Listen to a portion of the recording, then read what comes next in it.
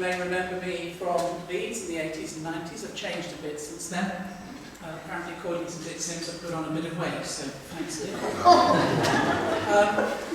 I'd like to start by reading you a short story, and it's called The Worst Bank Robber, and it's from the Book of Heroic Failures by Stephen Pye.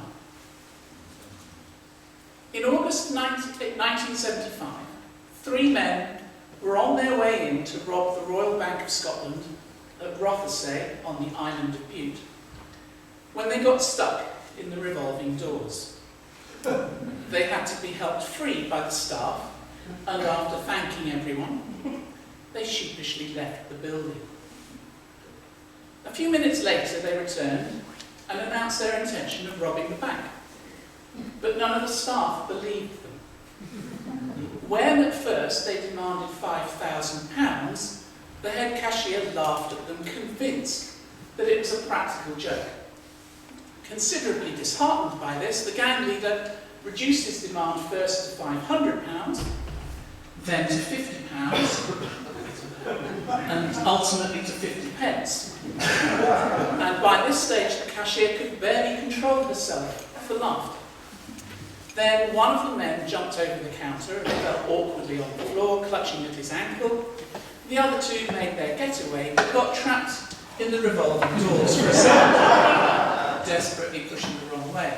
Well, every time I tried to read that on Mike's hospital radio show on PBS, I corpsed. I just couldn't get past the 50p line. Between 1983 and 1985, I was Mike's sidekick on his hospital radio show on PBS in Leeds General Infirmary. Now, my primary role was to read silly stories like that. Actually, I think my role was really to keep him company. PBS was, I think, his first regular show, and we learned to work well together and welcomed the occasional guest too, including sometimes Jimmy Savile popping his head around the door. Let's talk about that one. It was early Zoo Radio, at about the same time that Steve Wright was starting to do exactly the same on Radio 1. Well, very quickly Mike and I became very good friends, and we ended up sharing a house together with 3 other guys in Headingley for nearly 3 years, and some of the photos up there are the 5 of us. And that house only broke up when one of the 5 residents decided to get married. About that. I'm now a politician. Sorry about that. And I've appeared on programmes like BBC Radio 4's Today, BBC 2's Newsnight. Get me? Liberal Democrat with a media profile. I think it's fair to say that Mike, giving me that early experience with microphones, has been a real help in my clearly stellar political career. Indeed, I think it's also fair to say that without Mike, I wouldn't be here tonight.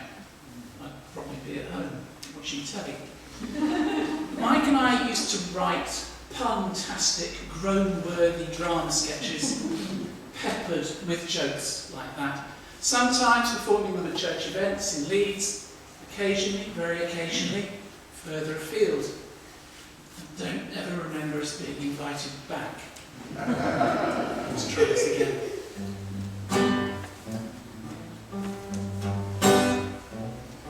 There are loads of memories of time with Mike, playing pitch and putt golf, mad driving adventures up to Scotland, some of his tales about ice cream salesmen from the WP, drama rehearsals and performances.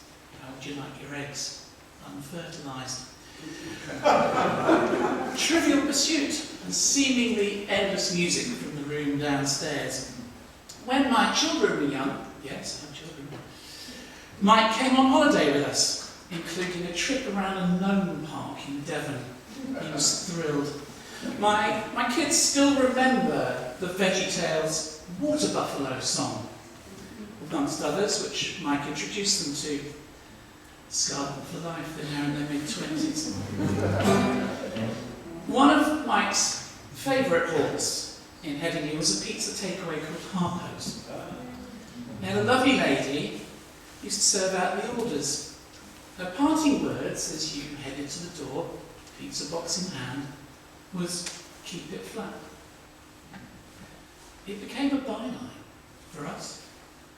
Mike even said it back to her one evening, which caused much hilarity and confusion. Really didn't know what I meant there. After Headingley, Mike moved in with another church friend called Glyn Daniel. And Glyn was Welsh. I know, who would have guessed with a name like Glyn? Anyway, Glyn used to have regular calls with his dad, which Mike reported were in Welsh, with the occasional English word thrown in. Each call used to end with Glyn saying, "Slumdar."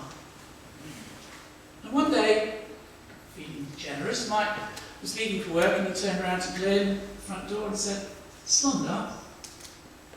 Glyn looked confused. It's goodbye in Welsh, isn't it? It's what you say at the end of each call to your dad.